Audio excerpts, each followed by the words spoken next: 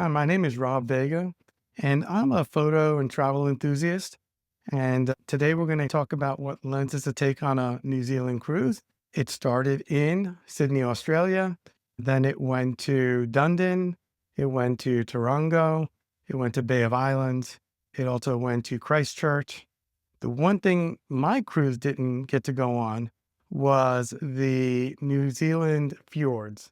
Unfortunately, there was bad weather going into the fjords, and the captain decided to skip them and go directly in between the two islands and went to Dunedin as our first stop. So this cruise left out of Sydney, Australia, and we arrived about 3 days before the cruise starts. I would suggest that you get there early because there are plenty of things to do in Sydney, Australia. So, we dropped off our stuff in the hotel, we grabbed our cameras, and we went exploring throughout Sydney. One of the places that we went to, besides seeing the famous opera house, was to go to the botanical gardens. There are plenty of things to shoot in the botanical gardens. There are birds, there are these great flowers that you could shoot. And one of the lenses I took with me was a macro lens. I also took the 12 to 60, which gives you the equivalent of 24 to 120. And then the other one I took in the bag was this 50 to 200, which is the equivalent to 100 to 400 lens. When you go there, you're going to find that there are these wildlife and birds around. And one of them are these white parrots that fly from one area to the other. And so it really gave me a chance to do some quick shooting of the birds, or underneath a particular tree, all these birds were around the tree on the floor.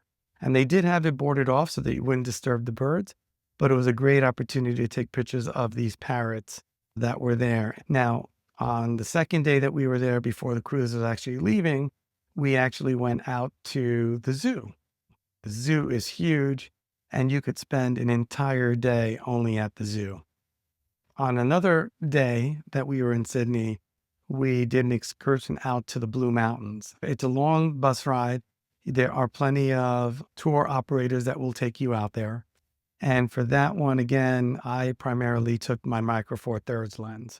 I was shooting either with the 12 to 60 lens, or I was shooting with the 50 to 200 lens, depending, again, if I wanted to zoom in. Now, again, Blue Mountains is some great scenery. You had the Three Sisters. We also did a hike along the way.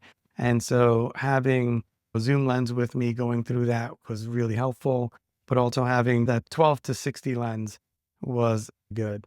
Now, when we walked around the city of Sydney, Australia, that's where I primarily just used the 12 to 60 lens. You can easily spend more than 3 days in Sydney. When the cruise left, that's where I believe you can really get some nice time lapses. And I did one from our cabin that took us when the boat was leaving Sydney on our way to New Zealand. That's why I think it's great to either bring your Osmo Pocket 3 if you have one, or do something like a little quick Action 5 or some sort of action camera that you have, because the time lapses are easy to do. One advice I will give you is that if you haven't gotten your cabin yet, make sure you understand the boat you're going on and understand what floor you're on in the cabin. If you're going to shoot from the balcony and you're going to do time lapses, so that might be like, let's just say deck 11, you might have an overhang, and that overhang is going to interfere with you doing a time lapse. You're going to have to angle it a certain way, or you're going to have to post process it and then change the framing of it so that you don't get the overhang. And one thing I learned the hard way, which was when you're going to shoot from your balcony, you definitely want to understand and look at the boat online and understand if there's an overhang, and then try to choose a room or a floor below that doesn't have the overhang and will interfere with pictures that you're actually taking. So the first destination that we actually went to was Dunedin. We did an excursion called the Albatross Express and Wildlife. During that boat ride, you will see some great scenery, and then you'll arrive at this island area where they'll then take you on a transport up to experience the seals. You'll see the penguins, and a great place to actually shoot some live wildlife there. On this excursion, I took my full frame camera, my Nikon, and my 28 to 400 lens. And it's great because this lens really is versatile. In a full frame lens, again, 28 to 400. But if I put my camera in DX mode, now I have a 600 lens, and it allowed me to get even closer to the wildlife and take those photographs. Now, on the way back to the boat after the excursion, they take you to look for albatrosses that are in the wild, these large birds. And we did come across one, got some great photographs. And because I was using, again, the full frame lens, it allowed me to get a lot closer to it, but it also allowed me to take some action pictures. So this lens is a great lens to take with you. Our next stop was Christchurch. We did do an excursion that went to where the Lord of the Rings was shot. It's called Middle Earth. And I will tell you up front, that trip was a very long bus ride. So we're not talking about an hour to get to that destination. You're talking about several hours to get to that destination. Again, beautiful mountains along the way. I was taking photographs as we were going by of some of the mountains that were there. It did stop and provide you some lunch. And then it went out to the actual destination itself, where again, I took some videos of it, as well as I did take a small drone, Hover X Air Pro. Now you do have to get permission to fly in New Zealand and the different destinations that you want to use it. But I figured since we were going to be out to Middle Earth, maybe I can get one or two quick. And this was great because I don't need a controller. I could just put it up there and say, do a circle around me. The next destination was Tauranga. It's a beach area. And so you have these great beaches. It's one of the best beaches in New Zealand. We decided to do an excursion that is not associated with the boat itself. I looked up different excursions that you can take in that area. And we did one that actually went to Hobbiton, the village of where the hobbits were.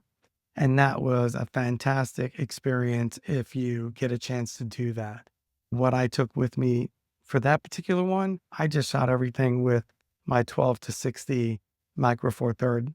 It's not going to be super wide sort of area. And I got all the great photos just using one camera, one lens, easy to walk around with. Didn't have to bring a lot of stuff with me. As part of the other excursion that we did in Tauranga was Rotorua. You can find tour guides that will bring you to both locations. If you do it through the boat, it's usually just one. But if you look outside of the excursions from what the boat gives you, you do find some that will bring you to both. Going to Rotorua, you go through this little village where people live. There's a little show that you could do. You can experience the sights of the thermal waters that are there, and even show you how they cook in those thermal waters as well. It was one of my favorite days being in Tauranga, and I highly recommend doing Hobbiton if you've got the time to do it. The thermal waters are great too, but if you're just a beach person, there's a great beach there as well with plenty of restaurants and shops to go around. The next stop that we went to was Auckland. Now, Auckland is a city, plenty of things to do. We did not do any excursions on that one. We decided to just do our own roaming around the city. Brought my 12 to 60 micro four thirds lens, lightweight, easy to carry around. I did bring my drone, the Hover Air, so I could do a little drone footage there as well. Bay of Islands was the final destination on the trip before going back to Sydney. We decided to do an excursion for the Hole in the Rock. Great scenery along the way. I primarily use my 28 to 400 lens to take photographs so I could zoom in on specific areas. If conditions are right, the captain will drive through the actual hole in the rock itself. Unfortunately for us, the seas were a little too rough, and the captain did not go through. I also took my Insta360 camera with me on this particular trip because I could strap it to the side of the boat. And while it's shooting video, I could be shooting my camera because it's taking video 360 degrees. I could then reframe it afterwards and have a little video of the boat while it's moving. So for this particular excursion, if you do have a 360 camera, I think it does come in handy as long as it's not raining. If it's raining, forget about it. And as well as something that has a zoom, because you could do something from a 24 wide all the way and zoom in on a lighthouse, for instance, up on a mountain. which would be great. So looking back on this incredible journey, I would probably recommend taking no more than a 400 lens with you or something like a 28 to 400 lens. I would also recommend taking a macro lens because, again, you're going to have this opportunity in Sydney to go to botanical gardens and be able to shoot some macro there. And because you're going through a city like Auckland, you're not going to need a zoom lens or a super zoom lens. So I would recommend something like a 24 to 120 lens, or in the Micro Four Thirds, this 12 to 60 lens was perfect. So those are my recommendations. If you like this video, please subscribe. It'll help me create more content like this. I appreciate everyone. I'll see you on the next one.